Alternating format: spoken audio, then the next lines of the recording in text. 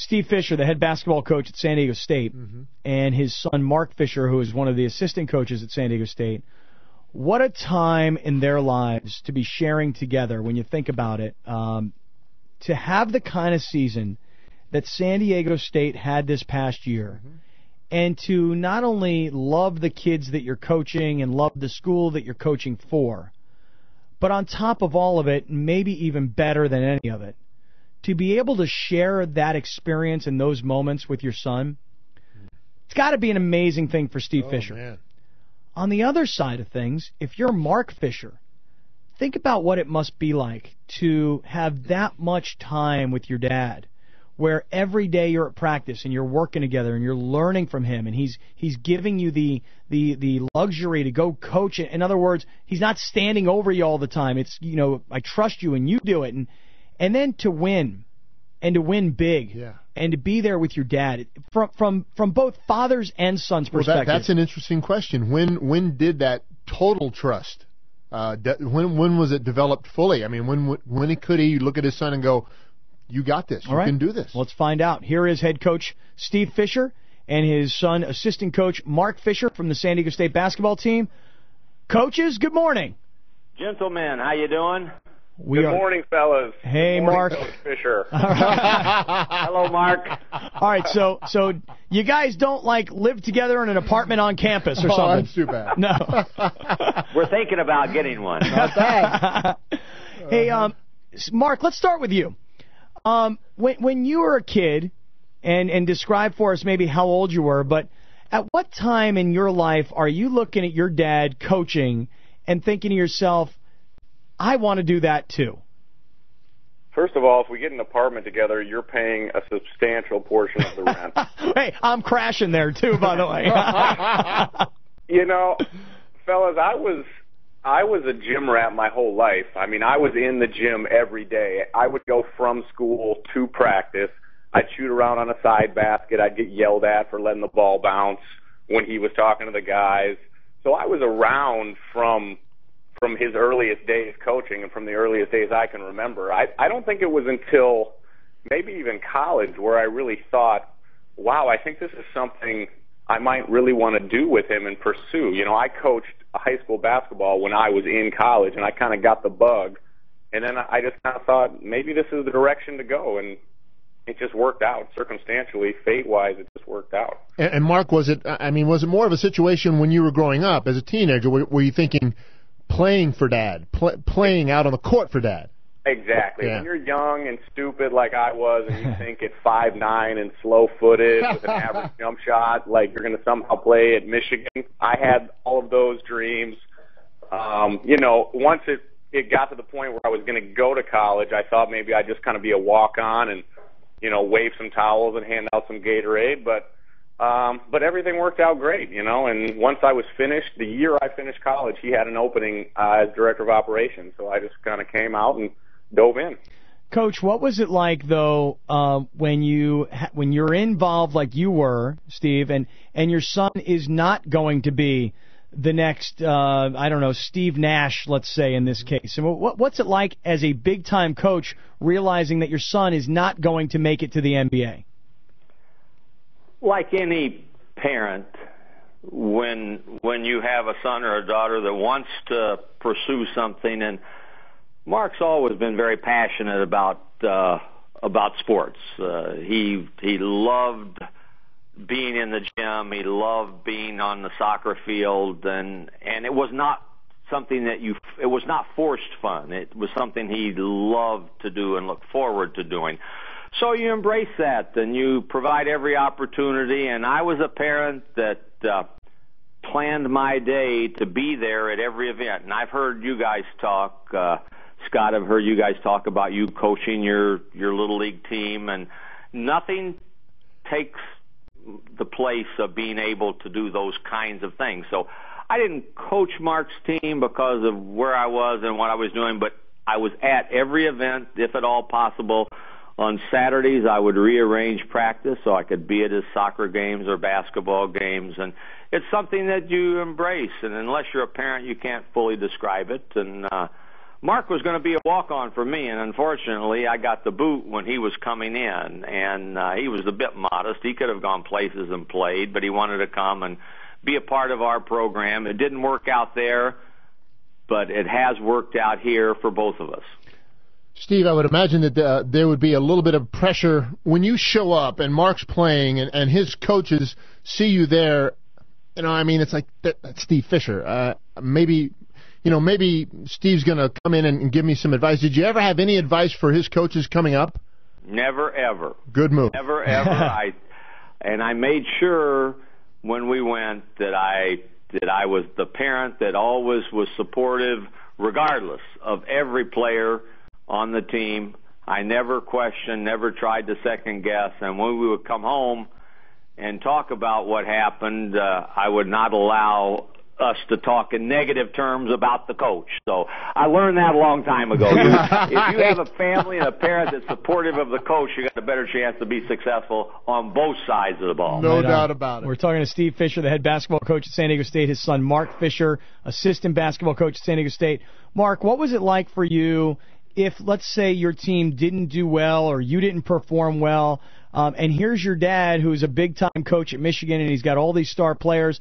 Was he motivational, inspirational, critical? Were you receptive to it? What was that like as a kid? I didn't want to hear a word when we had a bad game and when we lost, and that was just me being young. And I think Coach, he was so conscientious of my feelings. He never wanted to feel like he was lecturing me. If we went in the backyard and did ball handling drills or shooting drills, it was always at my request. It was never suggested.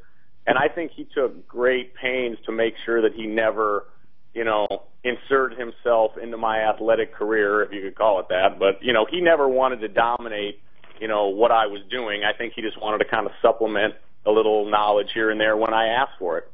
Coach, was that something that you learned from your dad, or was it something you learned not to do from your dad? My dad was my first coach, BR. I went to Catholic school, and he was my first grade school coach. That's what he wanted to do. World War II got in the way. He did everything but student teach, and I saw how much enjoyment he got out of it, and that's kind of how I said to myself, and he advised me, follow your dream and follow something you're passionate about. If you do, you'll have a happy life. And so he was never pushy, but he was always there. But he did coach my teams when I was a younger guy. Gotcha. Talking to Steve Fisher and Mark Fisher from San Diego State. So, coaches, and talking to Steve here for a second, and I'm going to ask the same question to both of you guys. Have you ever had a greater career highlight than this past year? And Final Fours and national championships aside, Steve, compare, if you could, what it's like to be on the bench with your son when you had the kind of success you guys had this year in comparison to all the other success you've had in your coaching career. Was there anything better than you guys being together this season? Never. And I could say that emphatically, to be able to share it, to do it together, to know that there was tremendous input and success given by everybody, including Mark. You could never, ever replace that. And like all of us in our athletic events, you have a routine you get into, and our routine at games where Mark and I would be the last two guys that would come out of the locker room, and you walk out, you put your arm around one another and say, I love you, let's find a way. And you could not replace that. Money could not buy what the type of excitement, enjoyment, and memories that this season provided for both of us. Mark, how about for you? I think for me, obviously I'm a runt in this profession, so obviously this season was the pinnacle for me professionally, and may very well be forever. But this was genuinely, and this is going to sound, a little cheesy, but this was the best year of my life, hands down. I mean, I shared an unbelievable season that will probably never be duplicated, that really hasn't been duplicated hardly anywhere in the country, and I got to do it, sitting next to my mentor and the guy that I've idolized my whole life. And,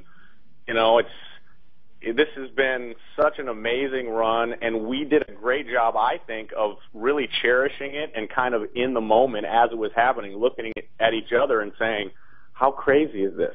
How great is this? And that's something I learned from Coach is you have to enjoy the moment and the journey and the process. You can't just look back and say, wow, that was pretty cool, after it's over. We were saying, wow, that's pretty cool in the heat of it. Mark, how often do you call your dad Coach, and how often do you call your dad Dad? He's Coach pretty much any time at the office, no matter what, any time in a work-related situation, maybe even any time I'm talking to anyone that isn't family or friend, to be honest. But he's always both in my mind. He's always my boss, and he's always my mentor, but he's also always my dad and my best friend, so. I love it. Hey, guys. Steve, same question. How many times is it son? How many times is it Coach? How many times is it Mark? What I have loved about the relationship is Mark, without being told, has known how to deal with situations. Oftentimes when this happens, people say, well, he got this because. And Mark never, ever put himself in a position where he tried to force anything on anybody. I love sitting back and watching how he's grown in this profession and grown in confidence to step forward and assert himself the right way. He's always Mark. He's always my son. But when we're in practice, I will refer to him as Coach Fisher, Coach Mark, and the relationship that you have along that line, nothing gets in the way or takes the place of a father and son relationship. To be able to do that in the workplace the way we have, it's been really neat for me to have this opportunity and experience. And you said it, BR, early on. Nothing can take the place of being able to do this together. No national champion, no Final Four could supersede what I felt with the accomplishments this season with this team with Mark. We're talking to the Fishers, Coach Steve and Coach Mark from San Diego State in advance of Father's Day on Sunday. And, the beauty of this conversation, guys, is the reality that this is not likely to last all that much longer. In that, Mark, at some point, I'm sure you've already thought a lot about this. You're going to have to leave, and, if you're going to become a head coach somewhere someday, you're probably going to have to go out and do it on your own, right? You're going to have to become Mark Fisher, head coach, not Mark Fisher, son of Steve Fisher, who's on the coaching staff. And Steve, I'm sure you've probably thought a lot about that, too. Like, how long is this relationship going to last together until Mark has to go out on his own? Am I right on that? Yeah, you're right on that. There's no question on it. I think Mark's a little bit like I was. You get into a situation that's positive and you feel good about and you enjoy and have fun with. You don't want to just pack up and leave. You want to do it as long as you feel like you can and it's still beneficial. And then in time, when opportunities present themselves, you'll know it'll happen. We've talked about it a little bit, but as we speak, we're thoroughly enjoying the fact that we're going to continue to work together for a while. Yeah, right on. Mark, Father's Day plans? Father's Day, we're going to finish up the Steve Fisher basketball camp. We're going to go over to Coach's house. We're going to throw on a nice country CD, probably a little Marty Robbins' greatest hits. Oh, Marty Robbins, yeah! And here, I'll tell you guys exactly what's going to happen. Coach is going to ask everybody, how do you like your steak? And he's going to proceed to cook every steak medium well, regardless of what anybody boy, knows. Coach. Because you're the coach. Throwing me under the bus, isn't he? You're the head coach. You tell them how they want their steak. Right. I'm not asking you. I'm telling you. You'll have it medium well. I like it, and that's how you're going to like it. and you know what, guys? It's gonna be awesome. We're gonna sit around. We're gonna crack jokes. We're just gonna be a typical, fun, thankful, happy family on Father's Day, and it's going to be cool. We're going to celebrate my mom's birthday. Her birthday's tomorrow, but we'll be at the gym from 8 a.m. to 8 p.m., so that'll probably make her happy.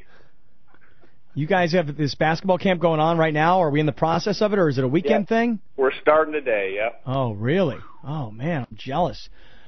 Oh, goodness. Guys, it's so great to talk to you both. Hey, real quick, before you go, Steve, I don't know how much you can tell us about this young man we're reading about today in the paper. Can you comment on this young man that's committed from La Costa Canyon, or can you not do that? I can't do it. The crazy rules that we've got, all I can do is acknowledge the fact that we're recruiting him. Until somebody signs officially with you cannot be quoted or comment on them. All right, what about the young man that we read about earlier in the week that's transferring in from St. John's? Can you tell us anything about him?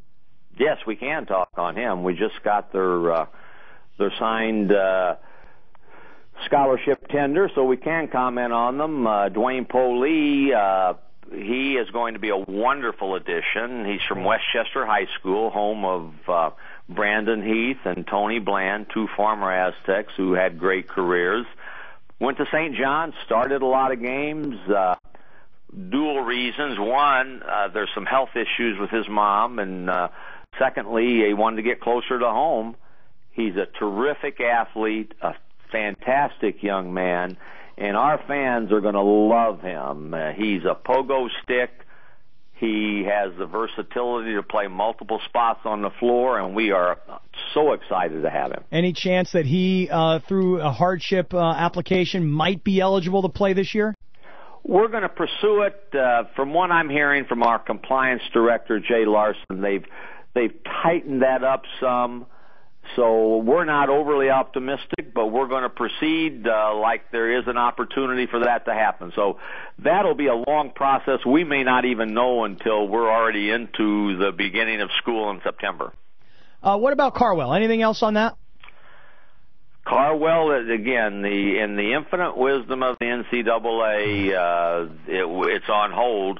The good news is they asked for more information from Illinois, and thankfully, Brian Dutcher, who was a grad assistant at Illinois, the trainer is still there and people he knows. So we've been able to kind of get some records that it might have been harder. We are hopeful for some kind of decision early next week. So cross your fingers. We're optimistic on this one, but I'm always optimistic. Right. And Coach, just one final thing. Did I hear recently that a player that you guys were expecting to play for you next year recently somehow decided instead of going to San Diego State, he's on his way to Kansas? Is that something you can comment on? No, I can't. There's something floating around out there, but I'd just soon wait to talk to you on that at a later date. All right, fair enough. Coach, real quick, final thing. Kawhi Leonard, now projected to go number 6 in the NBA draft. I mean, this guy has just moved up the draft boards according to all reports. Draft is coming up, I think it's next Thursday. You hearing the same thing? I am hearing the same thing. I've fielded multiple calls from most of the people in the top 10. Everybody seems to think that he'll be a top 10 pick, and we are so proud and excited for him, for San Diego State. We will all feel a part of Kawhi's night on draft day, and I think he's someone that will be a pro in the NBA for a long time, and we are just anxiously awaiting the draft. Yeah, Malcolm and Billy getting any buzz? I think Malcolm's got a chance to be a second-round draft pick. Billy is having workouts with clubs right now, so I'm not sure on him, but there's a buzz going on right now about Malcolm, so we're cautiously optimistic that there might be an opportunity for him to be drafted. Awesome. All right, a lot of stuff there. Hey, Mark, congratulations. This is first of all, thanks for sharing the story with us this morning. We love it. It's Father's Day Sunday. We wanted to do a lot of father-son stuff today. And Coach Steve, always a pleasure to have you, and thanks for sharing your side of it. Guys, have a great Father's Day weekend and enjoy the Steve Fisher camp down at San Diego State. Thanks, guys. Happy Father's Day. Yeah, right. Thank you, man. Happy Father's Day to both of you. Back at you, Coach. Thanks so much.